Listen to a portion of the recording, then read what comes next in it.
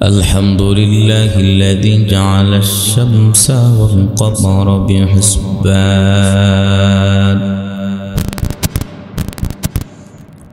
والنجم والشجر يسجدان لا زمان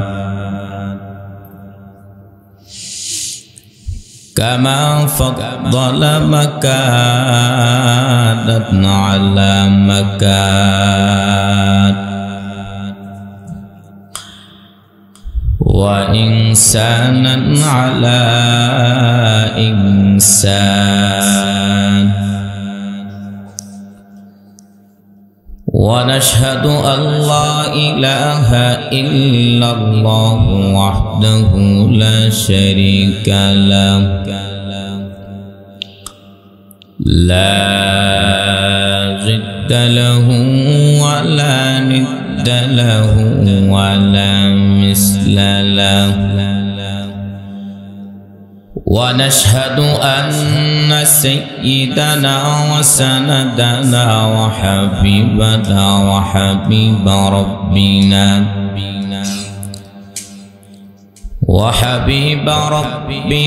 وطبيبنا وطبيب قلوبنا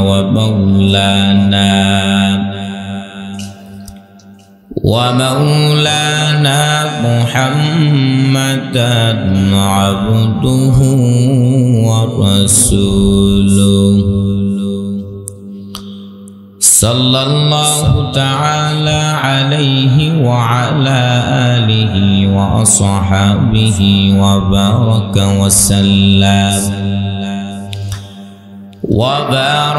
وسلم تسليما كثيرا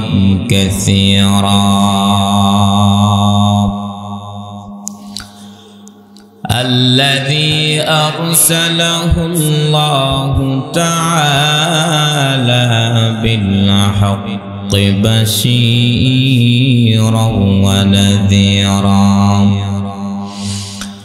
وداعيا إلى الله بإذنه وسراجا منيرا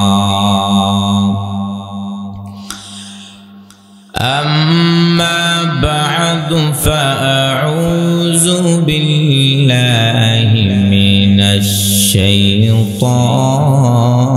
الرجيم بسم الله الرحمن الرحيم يا أيها الذين آمنوا هل أدلكم على تجارة تنجيكم من عذاب أليم تؤمنون بالله ورسوله وتجاهدون في سبيل الله بأموالكم وأنفسكم ذلكم خير لكم إن كنتم تعلمون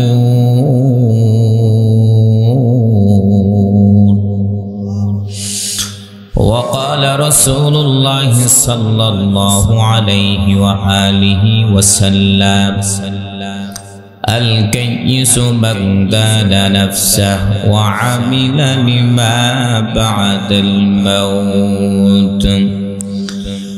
أو كما قال النبي عليه الصلاة والسلام صدق الله مولانا العظيم وصدق رسوله النبي الكريم ونحن على ذلك من الشاهدين والشاكرين والذاكرين والحمد لله رب العالمين تکبیر میں قلبہ میرا بازو بے عذابے تکبیر میں قلبہ میرا بازو بے عذابے ہے نام الہی سے ملا نام محمد ہے نام الہی سے ملا نام محمد ہے نیم محبوب مطلق اشارہ ہے نیم محبوب مطلق اشارہ پھر کیوں نہ ہو محبوب خدا نام محمد پھر کیوں نہ ہو محبوب خدا نام محمد سبحانك لا علم لنا إلا ما علمتنا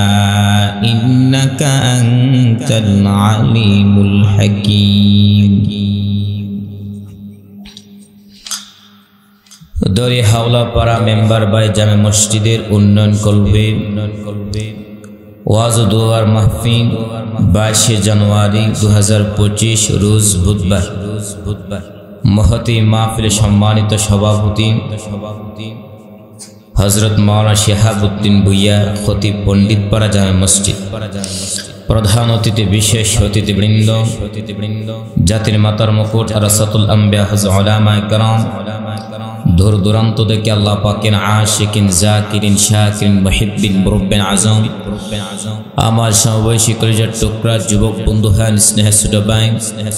পর্দার অন্তরে শ্রদ্ধা সম্মানিত মা ও বোনেরা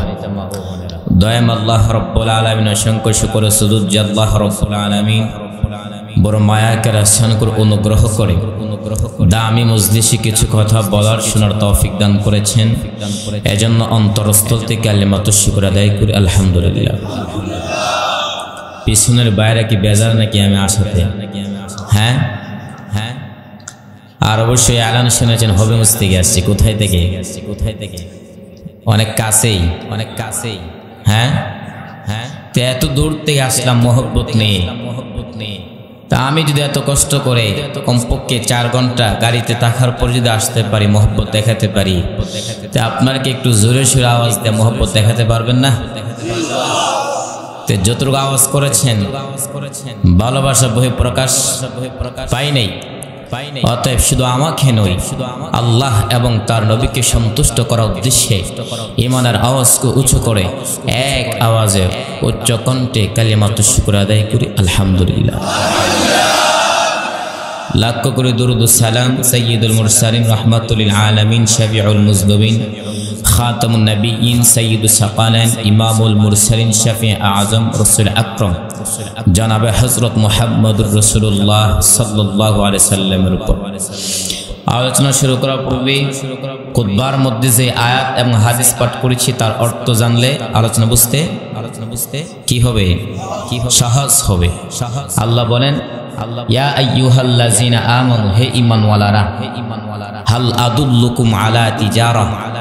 আমি আল্লাহ কি তোমাদের কি এমন একটা ব্যবসার প্রতি ইশারা করব তুনজিকুম মিন আযাবিন আলিম যেই ব্যবসার মাধ্যমে তোমরা আমার আযাব থেকে মুক্তি পাইবা তো ব্যবসাগুলো কি তুমিনুনা বিল্লাহি ওয়া রাসূলি এক নম্বরে আল্লাহকে বিশ্বাস করবা দুই নম্বরে রাসূলকে বিশ্বাস করবা ওয়া তুজাহিদুনা ফি সাবিলিল্লাহি বিআমওয়ালিকুম ওয়া আনফুসিকুম এবং তোমরা আল্লাহর রাস্তায় জিহাদ করবা তো জিহাদ কিভাবে করবা সরাহাতান আয়াতের মধ্যে দুই ভাবে উল্লেখ আছে কিভাবে দুই ভাবে একটা হচ্ছে সম্পদের মাধ্যমে জিহাদ আর একটা হচ্ছে নিজের জীবনকে রণাঙ্গনে বিলীন করে দেওয়ার মাধ্যমে জিহাদ যালিকুম খায়রুল লাকুম, ওইগুলোর মধ্যে কল্যাণ করেছে ইন কুনতুম তা'লামুন, যদি তোমরা জানো। নবী বলেন আল কাইয়িসু মান দানা নাফসাহু ওয়া আমিলা লিমা বা'দাল মাউত, সৌভাগ্যবান ব্যক্তি যে নাকি মৃত্যু হওয়ার পর কি হবে ওই বিষয় নিয়ে চিন্তা ফিরি করে। তাহলে সৌভাগ্যবান কারা? যারা দুনিয়া নিয়ে চিন্তা ফিরি করে। হ্যাঁ হ্যাঁ না, সৌভাগ্যবান তারাই যারা দুনিয়া ছেড়ে বিদায় হওয়ার পর কি হবে, অর্থাৎ হাসর নাসর